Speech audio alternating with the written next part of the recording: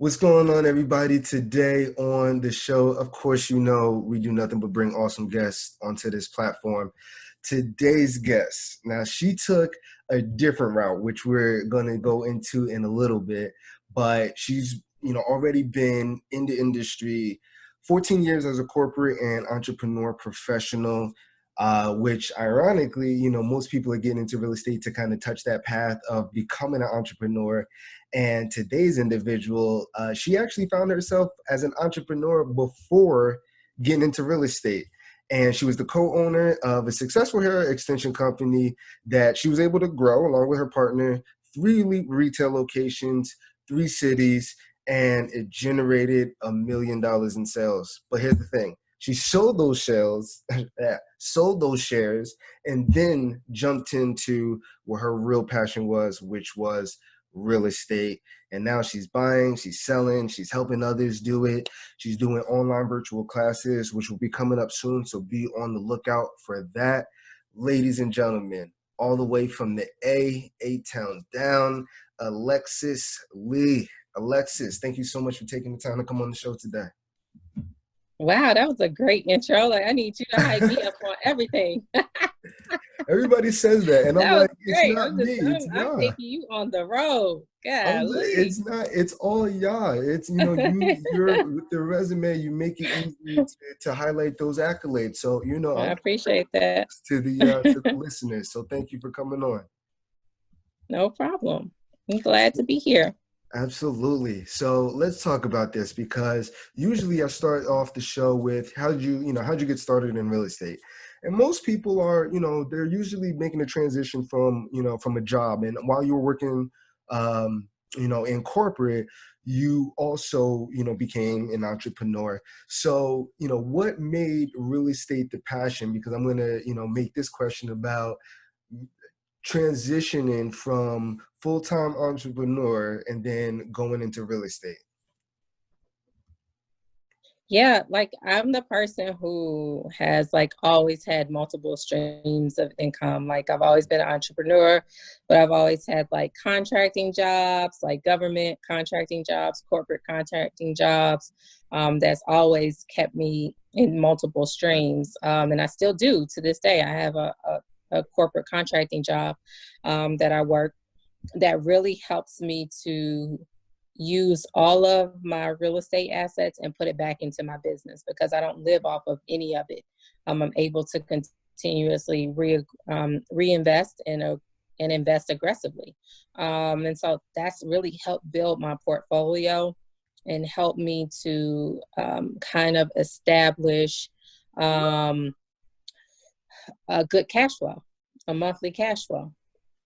So I'll say this, I tell everybody, don't quit your day job. Don't do it. Don't do it until you have enough cash flow coming in where, one, you have 3 to 6 months emergency fund. You have 6 months worth of savings that can pay for your assets, meaning if you have rental properties, you can afford to repair them and do any fixes, maintenance issue, vacancy issues for 6 months. If someone didn't pay their rent for 6 months, you should be able to carry it. Then at that point, it's no problem with grinding it out and working multiple jobs and having multiple streams of income.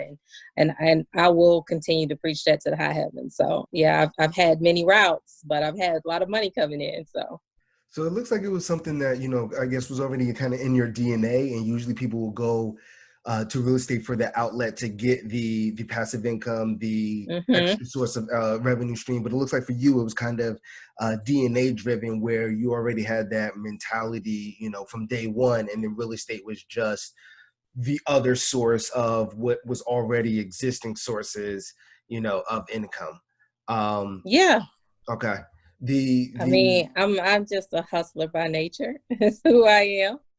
Some people have that hustle mentality, can just turn a nickel to a dime real quick. And I've always had that, but that's totally different than actually running and standing up and operating businesses. So it's kind of, I got that make it happen DNA. but, I had to change my mindset and understand the business, really running a business. And hustling is, I told somebody just yesterday, hustling is different than running a business, right? It's Right. people who can make stuff happen, but it's totally different than operating a business, a legitimate business where you are building something to stand without you, Right. and that's a different thing. And it takes a little bit of street smart, a little bit of book smart. So I tell people, get the skills you need. Corporate prepared me with the skills of being a business owner. I'll say that, right? Interesting.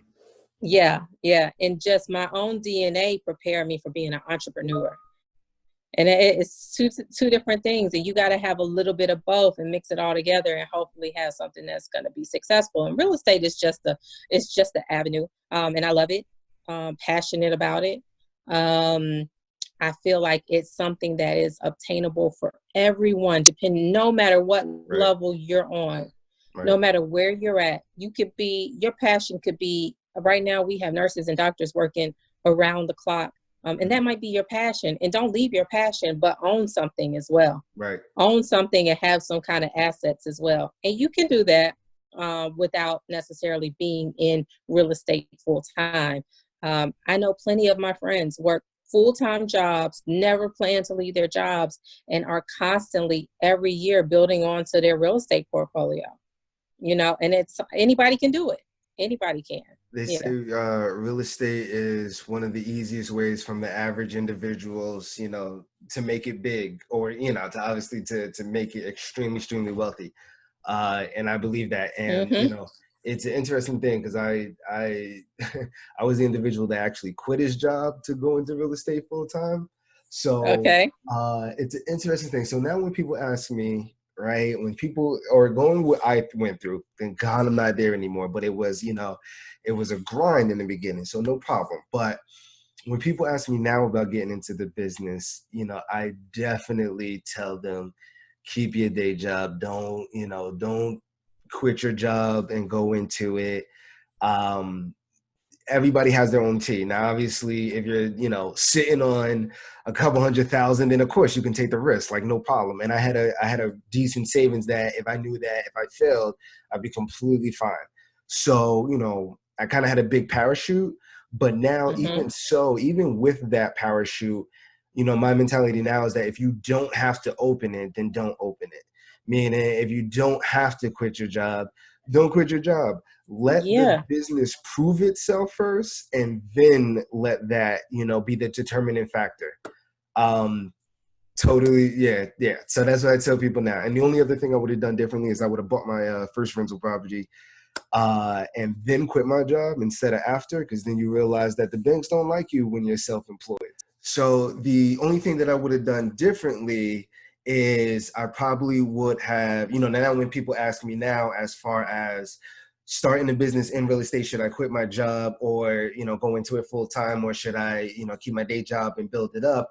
I'm always an advocate now, especially because it was such a grind on the first year, and I quit my job to go into the business full time, that, I advise now, like, people save keep your day job, let the business build up to the point where it is, a lot more profitable, and then allow that to be your transition or your exit strategy out of your job, but only when the business has proved fruitful. And, the only other thing that I would have done differently is I would have bought the first rental property and then quit my job, because then I found out that banks are not as highly favored on people that are self-employed, but it is what it is. So here we are now. So let's talk about you as an entrepreneur and the business that you built. I know that this is definitely a real estate podcast, and we're going to be coming right back down there. But I do not want to discount that you were able to build a successful business, before jumping into real estate. So talk about that really quickly, because that's just nothing to. I mean, it was another life. I feel like it's so long ago now. Not really. It was like in 2000. I sold in 2015. So between 2010 2015 is when I had my hair business. is when like the hair industry had just like taken off with owning extensions. And we started off and we're rocking and rolling really good. We ended up opening up 3 stores. We had a store in Atlanta, Jacksonville, and Birmingham, Alabama. We were doing about $1 million in sales annually. But, you know, I hated it. I hated it so much. Yeah. It just wasn't my passion. I was miserable and I felt myself like literally going into depression over it. And so was it the actual industry and the product itself, it was the or industry. was it the hours and working? It was the industry. It was the customer service aspect of it.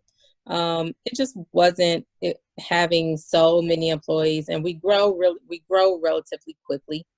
I feel like we scaled too soon. Overhead was kind of taking over our business. So it was still profitable, but we weren't making as much profit as we should have been making. Gotcha. And so we were spending so much money on overhead and employees, and at one point 36 employees. It was just a lot going on. And I just wasn't happy, and I just felt like I was going down the wrong path with that business, if that makes sense. Right. So I saw the opportunity to sell my shares, and I definitely did. And I got on out and hightailed it on out of there. Yeah. So, you know, everything isn't meant for forever. It all has its purpose. I learned a ton about working with people, about running a business, what to do, what not to do. A lot of challenges that we faced. It was a lot, and I learned a lot, and it was like a crash MBA course. It really was. And I tell people, like, somebody called me about an executive MBA program. I was like, there's no way you could pay me to go through that. I've already been through it. There's nothing that they could teach me in an MBA course. When you're really in business, you've gone through an MBA.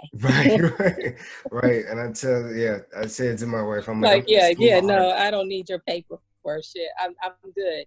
I don't want your paper. I want to keep building my business. That's what I want to do. So yeah, no. Right.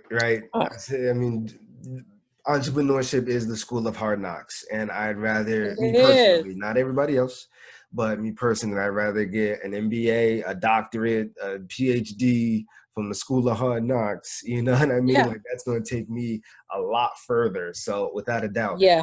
And speaking of taking you a lot further, combine, because most people are starting fresh, like in real estate, meaning they don't, real estate is a business, especially if you're going to do it on a high level. If you're going to do it on a level like you have to run it like a business. And most people are just, I'm going to do a flip, like, just to do it once, or to, get in and get out, or I just want to buy, a property.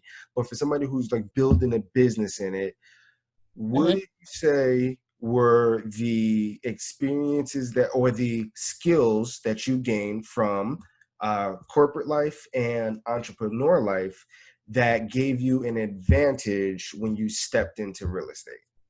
Yeah, I would definitely say policies and procedures. Right? People think they're just going to get into a flip and just do it, and it's going to be great. But no, you have to really plan for those things. You got to have policies in place. You got to have procedures. You have to know how to deal with contractors, putting contracts in place, scopes of work, business planning. So anytime I'm starting a renovation, I have my budget. We have our scope of work, our timeline. And I manage that to a T now, and I'm constantly managing it daily. And I think that's a lot of places I know when I first started, I lacked in, is policies and procedures for my business. I should be able to, if I'm gone for 2 weeks, things should still run seamlessly. And I have to have people in place to be able to do that, and have policies and procedures and guidelines and job aids and all those things that come with when you move from hustling to actually running a business. Because when you're just out here doing stuff, I'm going to flip a house, I'm going to do this. Really, you just hustling trying to get $1. But when you really run into running a business and you have multiple renovations going on at one time, those things have to be ran with policies and procedures in place for how things are going to go, timelines and scopes of work, and actually doing real change orders when things change with subs. So that's important, and 1099 and people, and really getting your paperwork together. So I think that's what corporate taught me, is to put up policies in place. and run my business as a business. So that's pretty good, because the I feel the same way. And when I look at my own strengths and weaknesses, I realize that that particular aspect, the operation of it, is yeah, not my strong point.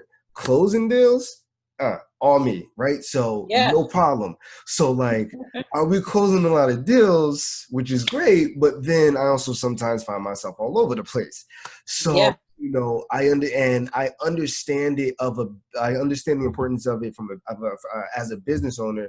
So I've started to put things in place. I just also realized that there are certain individuals out there that is their particular gift, and they'll be yeah, able to do it better than me. They'll be able to do it quicker than me. They'll be able to do it more efficient than me. And until you get to that point, and obviously, using technologies to help me put those systems in place, great. But eventually there is going to be a need for someone who is playing that particular role, where they know how to best and how to effectively systemize the entire process from start to finish. So that way it's duplicatable, it's repeatable, and it's substitutional, meaning yeah. if somebody were to fall out, you can plug somebody right on in and Mm-hmm. be able to understand it for at whatever level or whatever grade level or mental level that they need to be in order to understand it. So Yeah, to your point, I can see how, especially you being running your own business, having employees under you. So you already have people that are working under you that are given specific tasks, and now tying that into real estate where it's the same thing. I can definitely see how that and corporate, being an employee yourself, can definitely give you an advantage on that aspect. So, okay, cool. Since you're down in ATL, now I'm in New Jersey, and one of the things that sometimes gets most real estate investors, at least along the coast and in major or off the fringe of major metropolitan areas, is that I can't find deals. Deals are too expensive. So now it has us looking at down south and Midwest and everything like that. There's deals everywhere, but let's yeah, talk about the ATL. How are you finding deals, in your particular market? What are you seeing that's working? yeah. I mean, it just kind of depends on what I'm targeting at the moment. Mm, I write out my goals quarterly and adjust as needed. As we've gone into COVID, some of my goals have changed. right. I'm now doing short-term renovations under $150,000 price point. And that's ARV. So that's where I'm at. Oh, so And that's all I'm in. all in, yeah. So I'm picking up properties for like 60 to 70, putting anywhere from 15 to 25 in it, anywhere under 100. And then I'll bring in like 30 to $40,000 for a 1 month renovation. So that's what we're doing. We're doing multiple those at a time. And so that's kind of what we're focused on right now. I find my deals everywhere. I feel like I tell people, listen, networking is the main key Mm, to finding deals. Like if you want to be in real estate, you can't be siloed and by yourself and not talking to people, not meeting new people. You got to start meeting people in your area. And that's where I get a ton of my deals from, wholesalers. If I'm working in a neighborhood, I'm automatically going to talk to everybody I can in that neighborhood, because a lot of my deals I pick up deals that way. right. And so that's really how I just kind of work it. That's how I pick up a lot of deals. We keeping it moving, and we're moving. So, I'm picking up. My goal is always is to be doing 2 a month. And so Mm, we're trying to stay on track with that, 2 flips a month. And then I'm also every other month trying to pick up a new rental that we're just holding on to.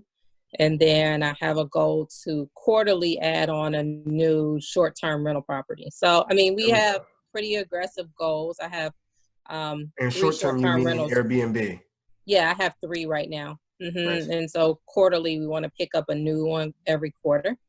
a new rental every other month, and then 2 flips a month. So that's my goal for right now. I'm just kind of trying to stick to my plan and work my plan. So are you seeing any with COVID, are you seeing any changes in your market or anything, affecting your current Airbnb rentals?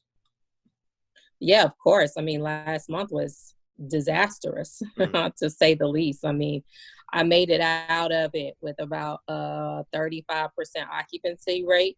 I made no money but I was able to cover all of my expenses. So I didn't have to dip into my emergency fund, That's all that but made matters. $0.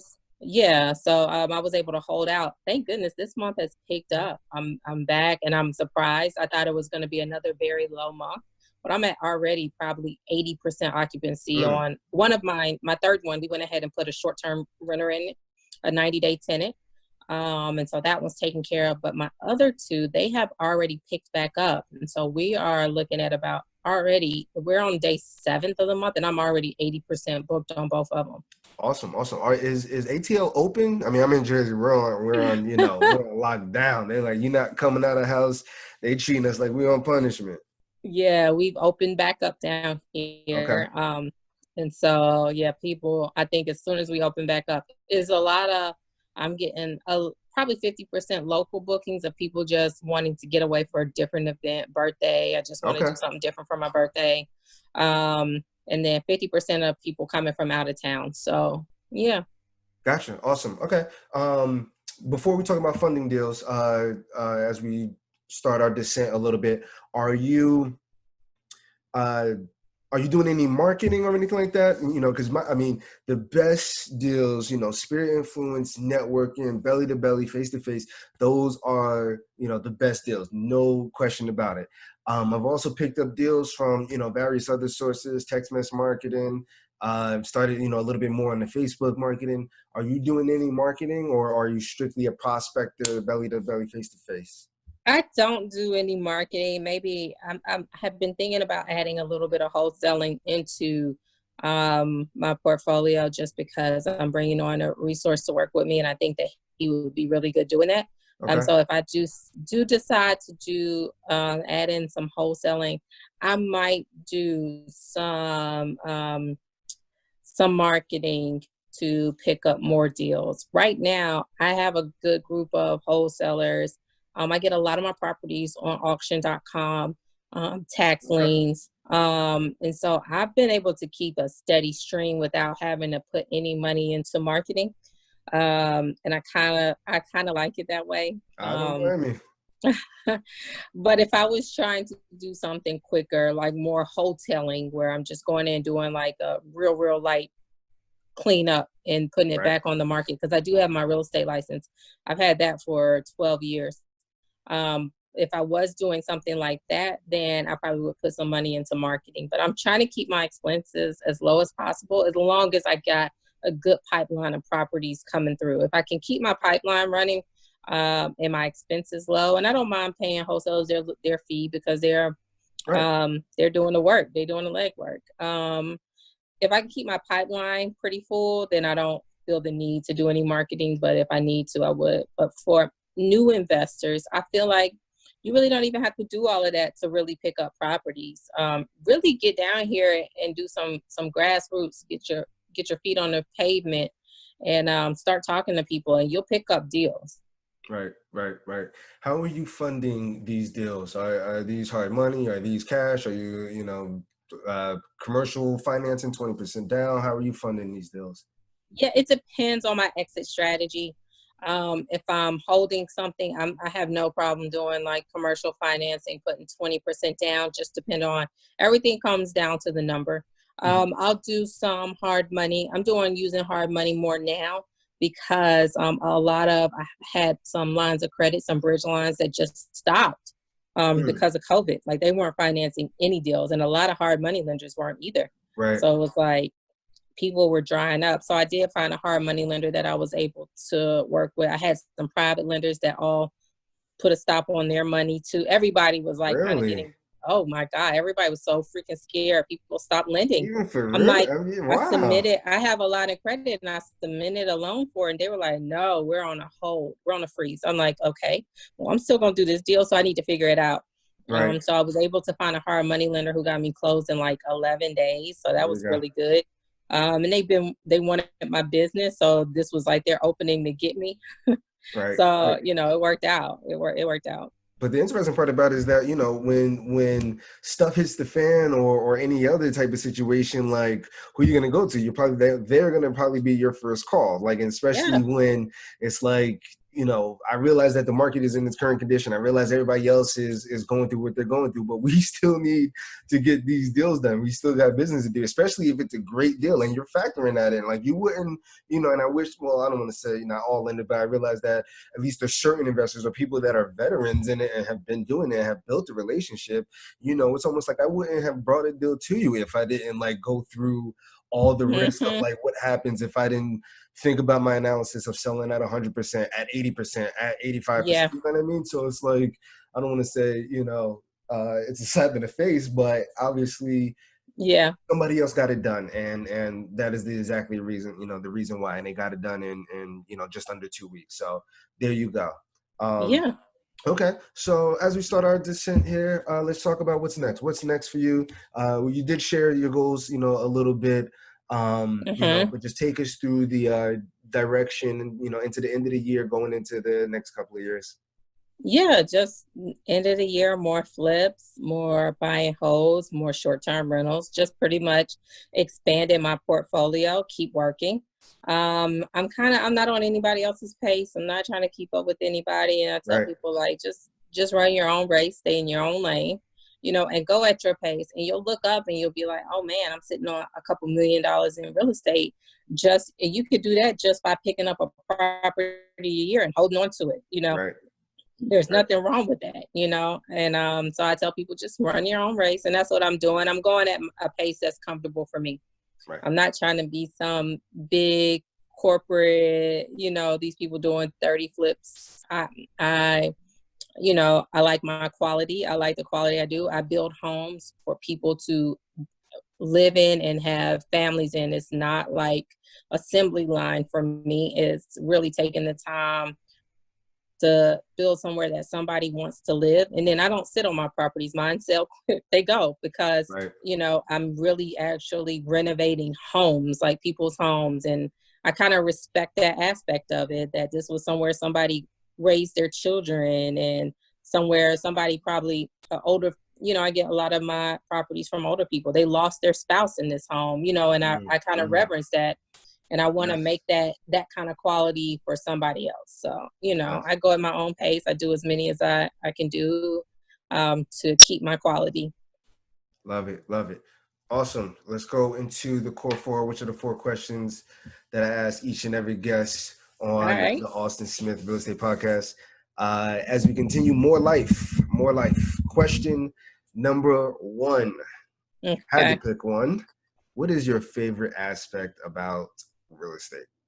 My favorite aspect outside of closing and getting the check. I know that's why we all do it, right? It's simple. It's like straight to the point. Like more houses, more income, and that's it. Straight like that. Cool. Outside of closing day, I always tell people my other favorite day is drywall day, because drywall is when you get to see like things actually transform. I enjoy the design aspect, and I love like creating something new. That's just my creative aspect. So drywall day and closing day, I love those. Awesome. Question number 2, favorite business or personal development book? Oh, okay. Well, right now my favorite one is Scaling Up. Scaling Up. Yeah, I love this book, and I'm reading it actually with a group that I'm in. And it talks about the 4 pillars of business, pretty much scaling your business up, which is people, cash, execution, and strategy. And so, Okay, by Vern Harnish. Yeah. Harnish. And it's extensive. It's like I always tell people, break it down into each category and kind of work through the book, because it's just a lot of content, but it'll help you get your business to the next level. I gonna throw that into the cart Oh, and good. done. Now, I'll be selfish with these questions as well, because it just, it just gives me another opportunity to see what other book that people like that I haven't heard about or yet have read. So, all good. Question number 3. When you're not out doing Okay. deals and continuing to build this successful real estate business, what are some of the fun things that you like to do in your spare time? Oh, spare time. Oh, I have a 10-year-old. So that's all my spare time. Okay, She keeps me awesome. extremely busy. So I like being with my friends and my family. I spend a lot of time with my family, and just enjoying them, watching movies with my daughter in the bed. That's like fun for me. I go to boot camp to work out. Health is wealth. Yes, indeed. So try to enjoy all aspects of that. I'm in a sorority, so I enjoy my line I sisters did very see much. that. Shout out to the Yes, Reds. Shout out to the Reds. I actually had that in my intro and I realized that I missed that. So I'm glad that you actually it's brought that okay. up. Shout out to that. I'm a Sigma. My wife is actually a Delta as well. Oh wow, So great. Yep. yeah, we're all in this together. So shout out to Yes. shout So out to the Reds. that's life. That's kind of my line sisters are life. There So, we go. I enjoy that stuff. Yeah. I'm with it all the way. Last and not least, question number 4. Alexis, where can people find you at? Oh, easy. Everything is Alexis Lee Real Estate. That's on Instagram, Twitter, Facebook, my website, alexisleerealestate.com. So you can find me all those places. There we go. Awesome. All right. Alexis, thank you for taking the time to come out No, onto the thank show. you. Please continue to be safe amongst all this COVID madness. We're going to do the I same. will. The actionable step, I usually love to leave the listeners just with an actionable step that they can, just start right away. And in your case, for them at least for people, that the number one thing is deals. Networking, belly to belly, face to face. Start putting your name out there. Start telling people what you do. Blast it, and obviously those deals will follow. And Yes, obviously they will.